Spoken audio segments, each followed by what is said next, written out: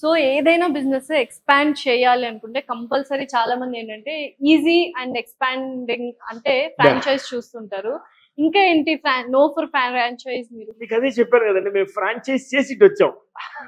మా మోడల్ అందులో ఉన్న దాంట్లో ఉండే అన్ని నష్టాలన్నీ చూసేసాం. ఒక ప్యాషన్ తోటి ఒక బిజినెస్ స్టార్ట్ చేసి దాన్ని ఎక్స్పాండ్ చేయాలి అనుకున్న వాళ్ళు ఫ్రాంచైజ్ అస్సలు ఇవ్వద్దని అంటున్నారా మీరు? అంటే not in F&B at least.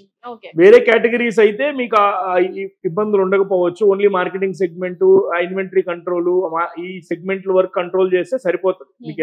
FMCG కానీ లేదంటే ఈ ఫ్యాషన్ కానీ కాస్మెటిక్ సెగ్మెంట్ కానీ ఇట్లాంటివి అయితే కెన్ డూ.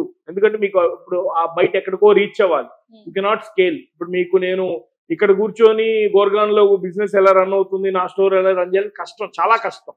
సో ఇప్పుడు కూడా నేను ఏం చేస్తున్నాను, ఈ ఆర్గానిక్ నేను ఫ్రాంచైజ్ ఇవ్వనంటున్నాను, బట్ నా స్కేలింగ్ పాసిబిలిటీ సౌత్ వరకే పెడదాం. Will see the possibility and then తర్వాత ఎవరితో ఇద్దరు కంపెనీతో కొలాబరేట్ అవుతామా, ఫండ్ రైజ్ చేస్తామా, ఏదైనా ఆల్రెడీ ఈ QSR ఇది సెగ్మెంట్ QSR అంటారు, క్విక్ సర్వీస్ రెస్టారెంట్. ఈ QSR సెగ్మెంట్ లో ఉండే వాళ్ళతో కొలాబరేట్ అయ్యి స్కేల్ చేద్దామా, విల్ సీ ద పాసిబిలిటీ అనేది మా ఐడియా.